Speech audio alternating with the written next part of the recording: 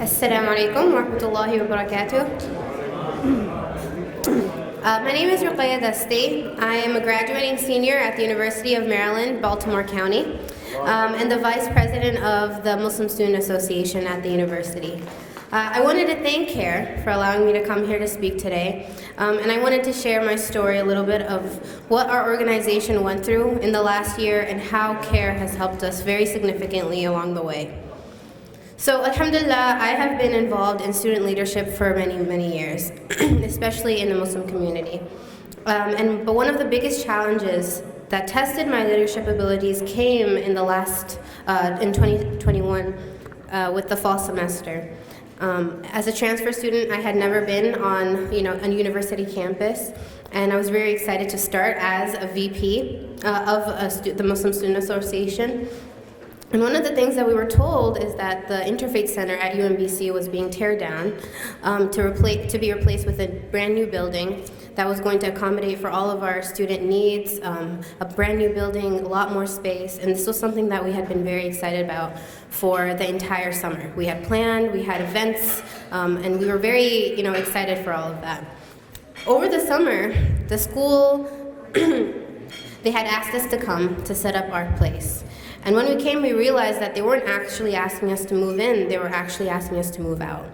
They had given us trash bags on our first day and said, remove as much of your equipment as possible. This included prayer mats, hijabs, Qur'ans, and they gave us a single shelf and said, you can put all your resources in here.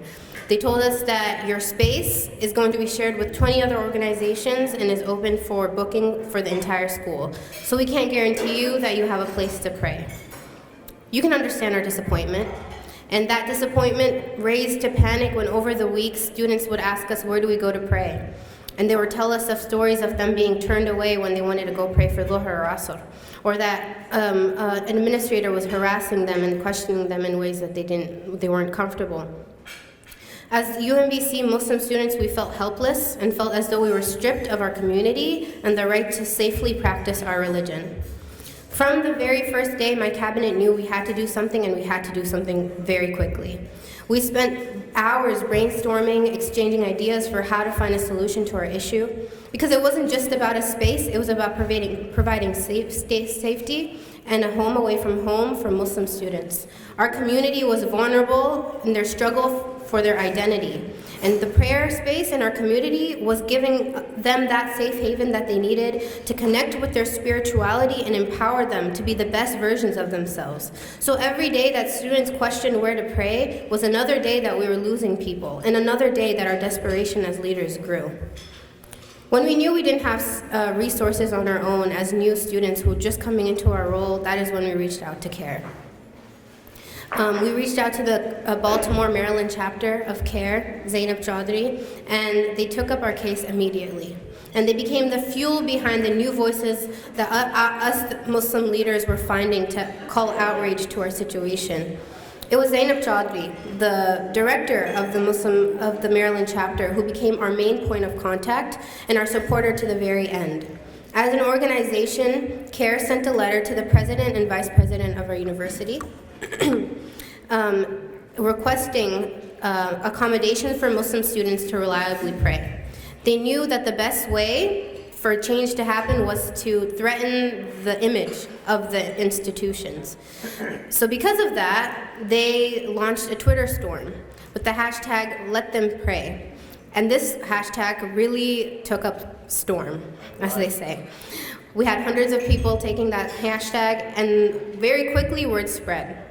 The school started taking notice, the local newspaper started taking notice, and everyone wanted to know what the issue was with Muslim students in their prayer space. Very quickly, the school responded.